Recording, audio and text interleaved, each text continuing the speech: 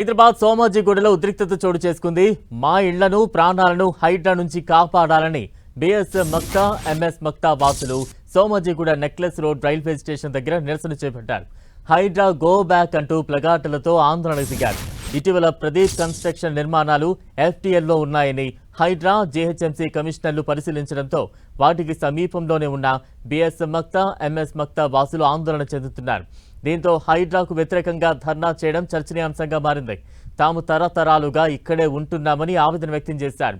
Colony వాసుల ఆందోళనపై సమాచారం అందుకున్న హైడ్రా కమిషనర్ రంగనాథ్ ఆ ప్రాంతానికి చేరుకున్నారు.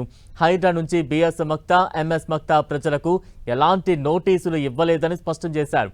పేదల ఇళ్ల జోలికి హైడ్రా ఎప్పుడూ వెళ్లదని హామీ ఇచ్చారు. అంతేకాదు అసత్య ప్రచారాలతో ప్రజలను భయభ్రాంతులకు గురి చేస్తున్న వారిపై చట్ట ప్రకారం చర్యలు తీసుకుంటామని వార్నింగ్ ఇచ్చారు హైడ్రా కమిషనర్ రంగనాథ్. ల్యాండ్ గ్రాబర్సు లేకపోతే తప్పుడు ఆలోచనలు ఉన్నోళ్ళు లేకపోతే హైడ్రాను బద్నాం చేస్తే లాభం అనుకునే వాళ్ళు అట్లాంటి వాళ్ళు ఇది చేస్తున్నారు. అందుకని ఈ బస్తీకి వచ్చినాము. వీళ్ళందరికీ చెప్పినాము, మీ ఇళ్ళని హైడ్రా ముట్టదు. ఎవడన్నా వచ్చి తప్పుడు నోటీసులు ఇచ్చి తప్పుడు ఏమైనా చేసినా కానీ ఈ బస్తీ వాసులందరికీ కూడా హైడ్రా నిలబడి వీళ్ళ వైపున ఉంటుంది. ఇప్పుడు ఎవరైతే తప్పుడు ప్రచారం చేస్తున్నారో వాళ్ళ మీద కూడా స్థానిక పోలీస్ స్టేషన్లో కూడా కంప్లైంట్ చేసి వాళ్ళ మీద యాక్షన్ తీసుకోమని చెప్పి స్థానిక ఎస్హెచ్ఓ గారిని కూడా కోరడం అవుతుంది. రైట్, ఆ నోటీసులు ఇచ్చింది ఈ 100 ఫీట్ రోడ్డుకి ఒక 4-5 ఇచ్చినారంట. అది ఎవరు ఆర్ఎన్బి వాళ్ళు ఇచ్చినారు. 100 ఫీట్ రోడ్లో వాళ్ళకి ఆ 4-5 ఇల్లులు ఎవరిదన్నా డిస్టర్బ్ అయితే వాళ్ళకి టీడీఆర్లో 4 రేట్లు వస్తుంది అనమాట. 4 రేట్లు వచ్చి వాళ్ళకి క్లెయిమ్ చేసుకోవచ్చు. ఆ 3-4 ఇళ్ళకి ఆర్ఎన్బి ఇచ్చిన దాన్ని ఏ విధంగా తీసుకొస్తున్నారు?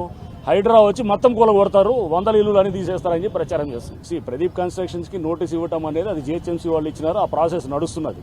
సో దానికి సరే ఆ ప్రాసెస్ ఎలా చట్టపరంగా ఎలా జరుగుతుంది.